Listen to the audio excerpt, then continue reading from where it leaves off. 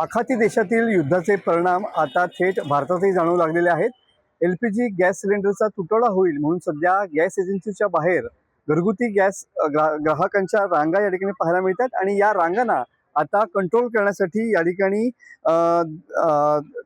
विविध गॅस एजन्सीच्या बाहेर आता पोलीस बंदोबस्त देखील तैनात करण्यात आलेला पाहायला मिळतो। आपण सध्या रत्नागिरीतल्या शांतादुर्गा गॅस एजन्सीच्या बाहेर आहोत आणि बघू शकता की या ठिकाणी होमगार्डचे काही पथकं जी आहेत ती या ठिकाणी तैनात करण्यात आलेली पाहायला मिळत आहेत। गॅस एजन्सीच्या बाहेर पोलीस बंदोबस्त या ठिकाणी तैनात करण्यात आलेला आहे।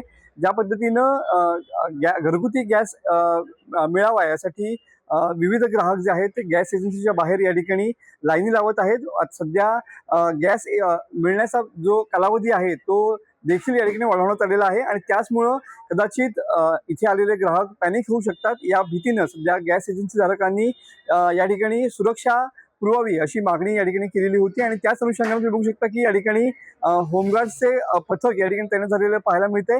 4 होमगार्डचे जे अधिकारी आहेत कर्मचारी आहेत ते या ठिकाणी पाहायला मिळतात आणि ते या ठिकाणी गर्दीवरती नियंत्रण मिळवताना पाहायला मिळत आहेत।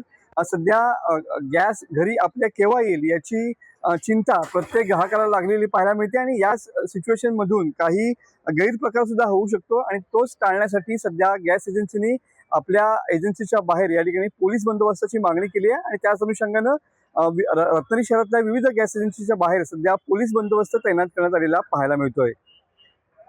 मनोज लेले, TV9 मराठी, रत्नागिरी।